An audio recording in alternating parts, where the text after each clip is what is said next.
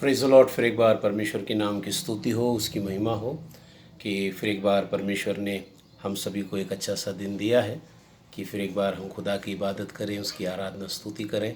और मैं प्रभु का धन्यवाद देता हूँ और उसकी बरकतों के लिए, उसकी आशीषों के लिए, उसकी अनुग्रह कृपा जो भी परमेश्वर हम तमाम लोगों पर देता है, ये उसका बहुत बड़ा परमेश्वर रहमदिल है।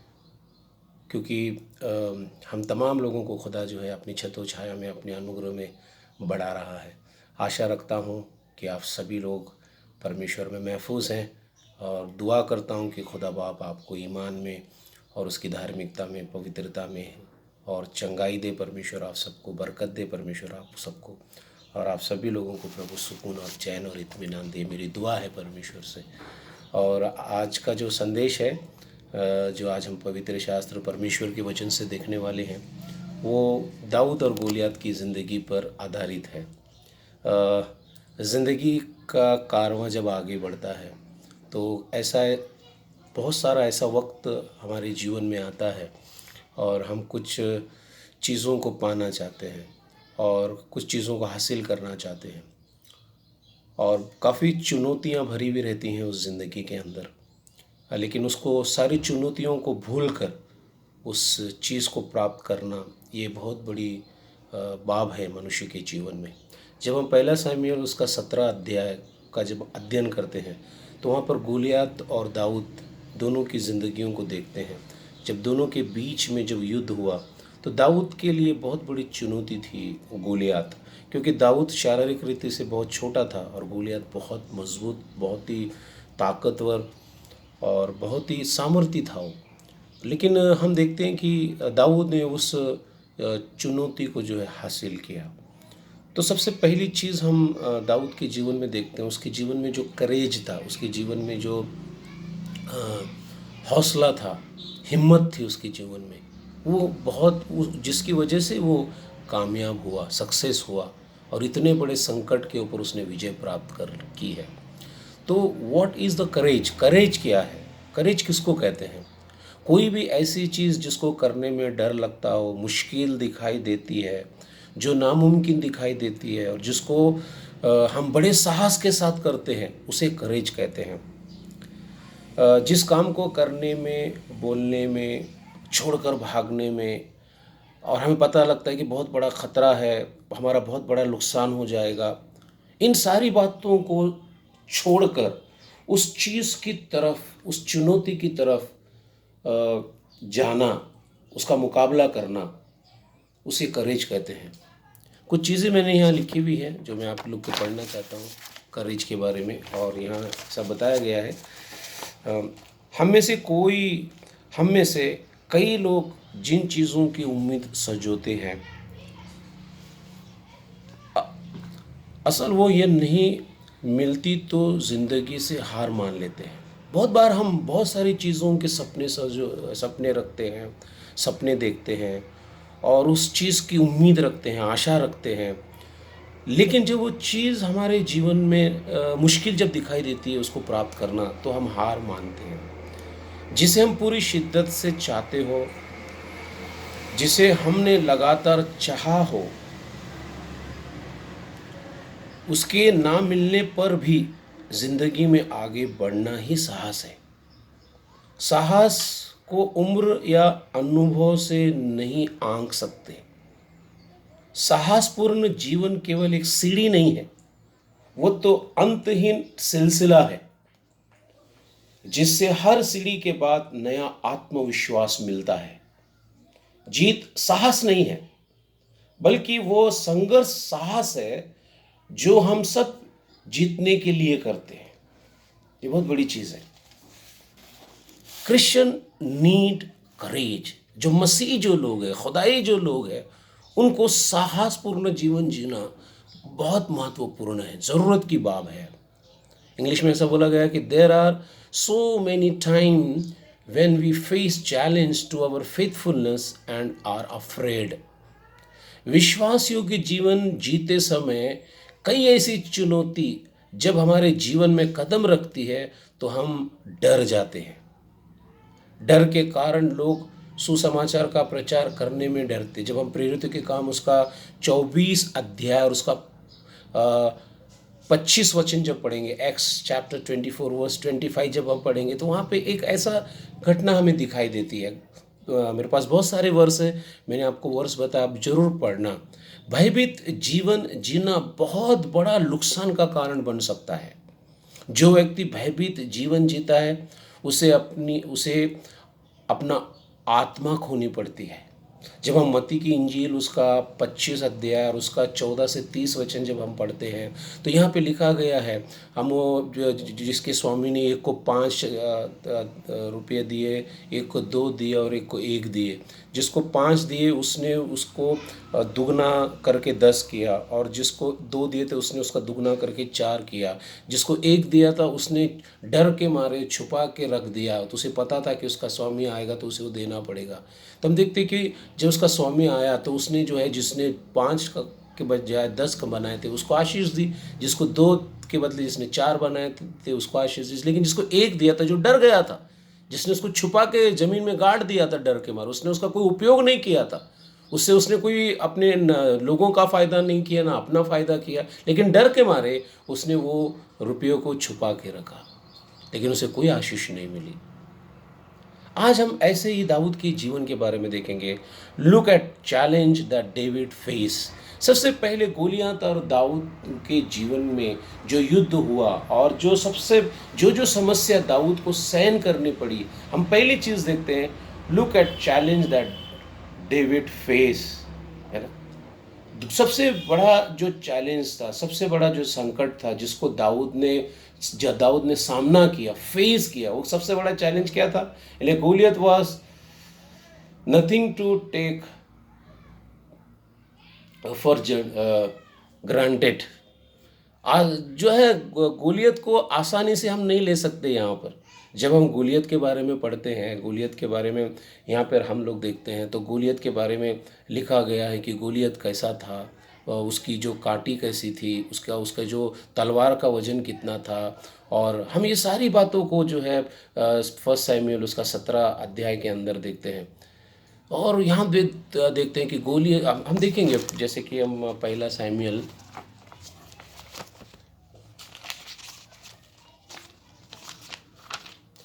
शमूएल उसका 17 अध्याय,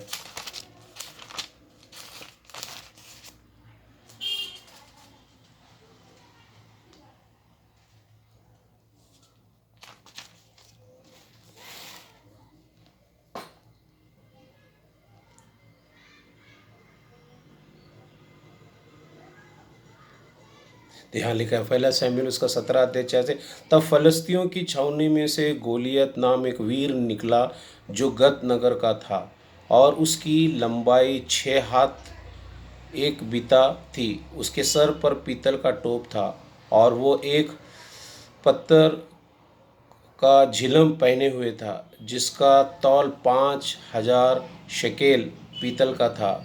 उसकी टांगों पर पीतल के कवच थे, और उसके कंधे के बीच बरछी बंधी थी। उसके भाले की छड़ जुलह के डोंगे के समान थी, और उस भाले का फल 600 शेकेल लोहे का था, और बड़ी ढाल लिए हुए एक जन उसके आगे आगे चलता था। वो खड़ा होकर इज़राइली पांतियों को ललकार से बोला, तुमने यहाँ आकर लड़ाई के लिए क्यों पांति बांधी है? हम यहाँ पर देखते हैं कि इसलिए लिखा है, Goliath was nothing to take for granted. हम उसको जो है आसानी से यहाँ गोलियत को नहीं ले सकते हैं। जो चुनौती दाऊद जो फेस कर रहा है, जो चुनौती का सामना कर रहा है, हम उसके बारे में पढ़ रहे हैं कि गोलियत कैसा था, उसने क्या क्या पहना हुआ था, उसकी तलवार कैसी थी, उसकी हाइट कितनी थी, वो जो उसने कवच पहना था वो कितना वजन था, है ना। तो यहाँ हम देखते हैं कि वो उसको आसानी से नहीं ले सकते थे। लिखा है, it is foolish to understand our enemy, है ना। ये एक मूर्खता की बात है कि हमारा जो दुश्मन है, जो हमारा शत्रु है, उसको आसान समझना और उसको कमज़ोर समझना, ये बहुत ही मूर्खता की बात है ना। इसलिए कि it is foolish to underestimate our enemy. हमारी जो एनिमी है, हमारा जो दुश्मन है, उसको आसान से लेना ये बहुत ये है। इसलिए इसलिए जब हम परमेश्वर के वचन में पढ़ते हैं, पहला पेत्रस उसका 5 अध्याय और उसका 8 वचन, पहला पेत्रस उसका 5 अध्याय और उसका 8 वचन, पहला पेत्रस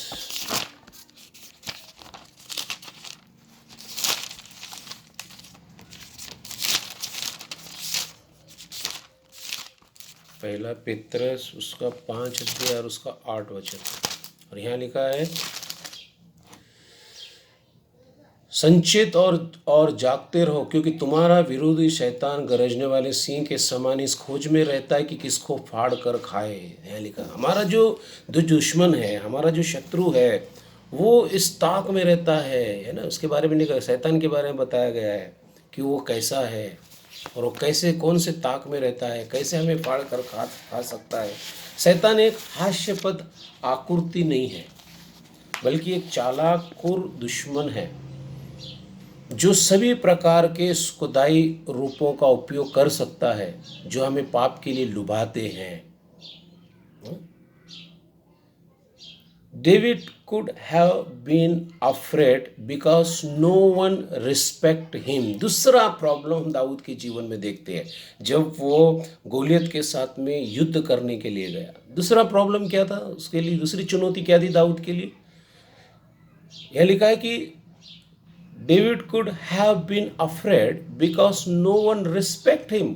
कोई भी जो है दाऊद को जो है वहाँ पर रिस्पेक्ट ही नहीं दे रहा था, इज्जत ही नहीं दे रहे थे। और ये चुनौतियाँ जो दाऊद स्वीकार कर रहा है, और इन सब बातों में हम देखते हैं कि जो फेस कर रहा है वो भयभीत हो सकता था। यह लिखा है कि for David it was a lack of respect because he is youth. वो इतना जवान था, उसकी जवानी के कारण जो है उसको जो है जो इज्जत मिलनी चाहिए थी, जब वो गोलियत के साथ में युद्ध कर रहा था, नहीं मिल रही थी। हम जब पहला शमूएल उसका 17 का और उसका 28 वचन पढ़ते हैं, पहला शमूएल उसका 17 का जब 28 वचन पढ़ते हैं, तब दाऊद उन मनुष्यों से बातें कर रहा था। तब उसका बड़ा भाई एली आप सुन रहा था, और एली आप दाऊद से बहुत क्रोधित होकर कहने लगा, तू यहाँ क्यों आया है? और जंगल में उन थोड़ी सी भेड़ बकरियों को तू किसके पास छोड़ आया है? तेरा अभिमान और तेरे मन की बुराई मुझे मालूम है। तू तो लड़ाई देखने के लिए यहाँ आया है। देखो, पीपल, कोई भी जो लोग वहाँ पर है, जो भी लोग वहाँ पर खड़े हुए हैं, हम यहाँ पर देखते हैं कि कोई भी इज्जत नहीं है। उसका भाई जो है, उसका बड़ा भाई जो है, जो वहाँ पर आया हुआ है, वो उसे जो है अलग अलग शब्द से उसकी जो है बेइज्जती कर रहा है। David could have been afraid because no one respect him. कोई भी उसे इज्जत देने के लिए तैयार नहीं है। किंग जो राजा साउल है, king Saul thought that he was too young to go up against Goliath. जो किंग दाऊद है उसको लगा कि बहुत जल्दी है, इतनी सी कम उम्र में जो है वो गोलियत के पास जाना और उसका मुकाबला करना, है ना। जब हम पहला शमूएल उसका 17 का 33 पढ़ते हैं, तो क्या कहा साउल ने, राजा ने उससे 33, साउल ने दाऊद से कहा, तू जाकर उस फलस्ती के विरुद्ध युद्ध नहीं कर सकता, क्योंकि तू तो लड़का ही है और वो लड़कपन से ही योद्धा है ना। यहाँ उसको कह रहा है, उसको डिस्करेजमेंट कर रहा है, निराश कर रहा है, जबकि दाऊद ने उस चुनौती का स्वीकार किया उसका मुकाबला करने के लिए। भाई जो है उसे अलग अलग बातें बोल रहा है। दाऊद जो है जो साउल है, जो किंग है, वो उसे अलग बयान कर रहा है। और गोलियत के बारे, Goliath just laughed at him.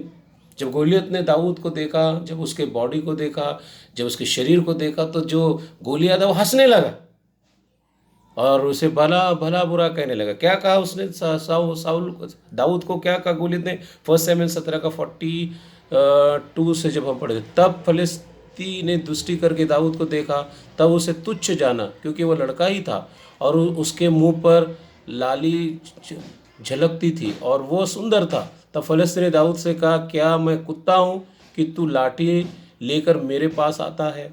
तब फलिस्ती ने अपने देवताओं के नाम लेकर दाऊद को कोसने लगा। देखो, है ना, जब वो दाऊद जिन चुनौतियों का स्वीकार करके फेस कर रहा है, सामना कर रहा है, लेकिन उसे किन किन चुनौतियों का उसे सामना करना पड़ रहा है। और यहाँ हम देखते हैं कि उसे कैसे दाऊद को जो है लोग बातें कर रहे हैं, है ना। Some will look down upon us for various reason. जब भी हम कोई चुनौती को स्वीकार करके जब उसका सामना करने जाएंगे तो बहुत सारे लोग जो है बहुत सारी रीज़न लेकर, बहुत सारे विचारों को लेकर, बहुत सारे मुद्दों को लेकर हमें जो है वो नीचा दिखा सकते हैं, है ना। और यहाँ लिखा कि for some it may be because of age either young and old. बहुत सारे लोग हमारे उम्र को देखकर, बहुत सारे हमारे चाहे हम जवान हो, चाहे हम बूढ़े हो, चाहे लड़के हो, बहुत सारी बात लोग जो है हमें नीचा दिखाने के लिए बातें करेंगे। जब हम कोई चुनौती को स्वीकार करने के लिए आगे बढ़ेंगे, कोई भी ऐसा काम जो लोगों की दृष्टि से नामुमकिन हो, उस नामुमकिन काम को करने के लिए जब हम आगे बढ़ेंगे तो बहुत सारे लोग हमारी निंदा करेंगे। Some doubt our ability. बहुत सारे लोग हमारे अंदर जो काबिलियत है उस पर लोग जो है शंका करेंगे। But God can take us on, use us to do great thing, we are his clay. लेकिन हमारा जो खुदा है, हमारा जो परमेश्वर है, वो हमारे द्वारा बड़े बड़े कार्य परमेश्वर करेगा, क्योंकि हम परमेश्वर के द्वारा बनाए गए लोग हैं।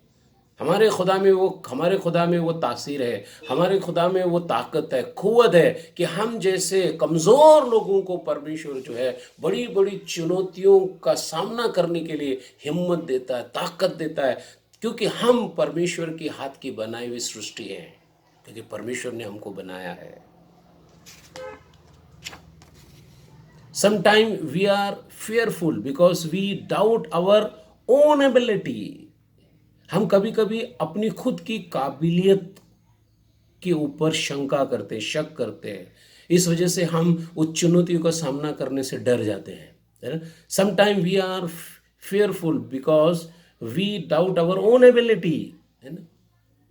कभी कभी हम जो है हमारी खुद की जो एबिलिटी है, जो हमारे अंदर जो ताकत है, जो सामर्थ्य है, उसको शंका करते हैं उसके ऊपर। जब हम गिनती की किताब नंबर 13 अध्याय, गिनती उसका 13 अध्याय और उसका 33 वचन जब पढ़ेंगे तो यहाँ पे लिखा है, फिर हमने वहाँ नपेली को अर्थात नपेली जाति वाले अनाकन वंशियों को देखा और हम अपनी दृष्टि में उनके सामने थिड्डी के समान दिखाई पड़े थे और ऐसे ही उनकी दृष्टि में मालूम पड़ते थे। हम यहाँ पर इज़राइल लोगों के बारे में देखते हैं। खुदा ने उनको कहा कि मैं तुमको वो देश दूंगा, वो जगह दूंगा, और वो जब वहाँ गए, जब उन्होंने उन लोगों को देखा, उनकी ताकत को देखा और उन लोगों के सामर्थ्य को जब देखा, तो यहाँ पे हम देखते हैं कि जो इज़राइली लोग हैं, खुदाई लोग हैं, वो डर गए, भयभीत हो गए, जबकि उनके पास अनुभव है। परमेश्वर ने उनके लिए बड़े बड़े काम किए हैं, बड़े बड़े मौजूज़े किए हैं, बड़ा बड़ा उनके लिए परमेश्वर ने जो चमत्कार किए हैं, बड़ी बड़ी समस्याओं से उसने बाहर निकाला है, जो उनको असंभव दिखा रहा था उसके ऊपर उनको विजय दिलाया। लेकिन आज हम फिर देखते हैं कि वो अपने ऊपर डाउट करने लगे और वो आपस में जो है इन बातों के बारे में विचार करने लगे। अजीज़ों, बहुत बार हमारे जीवन के अंदर जो है ऐसी बहुत सारी बाब आती हैं, बहुत सारी ऐसी चीज़ें आती हैं जो चुनौती हमें दिखाई देती है। जब हम उसको स्वीकार करने जाते हैं, उसका मुकाबला करने जाते हैं, तो बहुत सारे चीज़ें हैं जिसे जो है हमारे सामने बहुत सारे रीज़न्स लेकर लोग आते हैं, हमें डिस्करेज करते हैं और हमें जो है डराने लगते हैं। और ये सारी चीज़ें हम दाऊद के जीवन में देखते हैं कि दाऊद ने इन सारी चीज़ों को कैसे फेस किया, और ये हमारे लिए बहुत महत्व का मुद्दा है। तो आज इस रविवार के को मैं आप लोग के पास में ये दो मुद्दे मैंने आपके पास में ला के रखे हुए हैं। और दाऊद जब उस चुनौतियों का सामने करने गया तो कैसे कैसे उसको चीज़ों का सामना करना पड़ा। तो आने वाले रविवार में हम और देखेंगे कि दाऊद ने इन चुनौतियों के बावजूद भी, इन समस्याओं के बावजूद भी दाऊद ने कैसा जो है गोलियत का मुकाबला किया। तो मैं आप सबसे निवेदन करूंगा कृपया करके, क्योंकि बहुत बड़ा मैसेज है और इतना बड़ा मैसेज मैं रिकॉर्डिंग करूंगा तो आप लोगों को सुनने में भी दिक्कत होगी। It's take lot of time. लेकिन अगर आप ये जो छोटा सा मैसेज मैं 20 से 25 मिनट का बना के भेजा हूँ, इसको आप सुनने के बाद नेक्स्ट रविवार को जो है हम इसका दूसरा टॉपिक जो है सुनेंगे कि दाऊद ने कैसे गोलियत के ऊपर विजय प्राप्त की, कौन कौन सी और चुनौतियाँ उसके जीवन में आई, लेकिन उसने उन चुनौतियों को ना देखते हुए परमेश्वर की ओर देखकर उसने उसके ऊपर विजय हासिल की। आज हम जिस समय दुनिया में हैं, बहुत सारी बीमारियां हमारे लिए चुनौती बनी है, बहुत सारे लोगों के जॉब चले गए हैं, बहुत सारे लोगों का बिजनेस बंद हो चुका है, बहुत सारे लोगों को तकलीफ़ें हैं, हर तरह से लोग चुनौतियों का सामना कर रहे हैं। अजीज़ों, हमें उन चुनौतियों का सामना करना है क्योंकि हम खुदाई लोग हैं और परमेश्वर जो है हमें ज़रूर उसमें से विजय दिलाएगा। प्रभु आप सबको आशीष दे। फिर एक बार मैं तहे दिल से आप तमाम लोगों का शुक्रगुजार हूँ आपकी दुआ के लिए, आपके कंसर्न के लिए। मैं फिर एक बार आपसे अपील करूँगा कि आप भले जहाँ भी हैं, आपने तमाम चर्च के लोगों को आप याद रखना, सबके लिए दुआ करना, और जब भी मौका हमें मिले उस रीति से हम आपस में मिलते रहेंगे और परमेश्वर का कार्य करते रहेंगे। तो आइए हम दुआ करें। ज़मीन के खालिक और मालिक ज़िंदा खुदा आसमानी बाप, फिर एक बार हम तेरा धन्यवाद करते, तेरी स्तुति करते प्रभु। तो महान और सामर्थी, दयालु, कृपालु, अनुग्रहकारी परमेश्वर है। फिर एक बार आज सुंदर सा समय तूने हमारे जीवन में दिया है। विशेष करके प्रभु आज जो वचन हमने बोला है और जो लोग सुनने वाले हैं तो उनके जीवन में कार्य कर। और प्रभु मेरी प्रार्थना है कि उन्हें तो आशीष दे, हर बीमारी, संकट, खतरे से छुड़ा। उनके घर में प्रभु परमेश्वर किसी भी तरह की संकट और मुसीबत के ऊपर उन्हें विजयी तो दिला प्रभु। हम दुआ करते हैं आसमान के दरवाजे खोल के तमाम तेरी आशीषित उनके जीवन में ला। फिर एक बार प्रभु हमारे पूरे चर्च को तेरे हाथ में देते हैं, हमारे एल्डर्स को तेरे हाथ में देते हैं, और हमारे बुजुर्ग लोगों को, हमारे यंग लोगों को, संडे स्कूल के बच्चों को तेरे हाथों में देते हैं। हर एक की रक्षा कर प्रभु, हर एक को प्रभु तो आशीषित कर। फिर एक बार प्रभु आगे का सारा समय तेरे हाथों में समर्पित करते हुए प्रार्थना तेरे पुत्र प्रभु यीशु के नाम से मांगते, सुन और कबूल कर। आमीन। Praise the Lord. प्रभु आप सबको आशीष दे। Praise the Lord.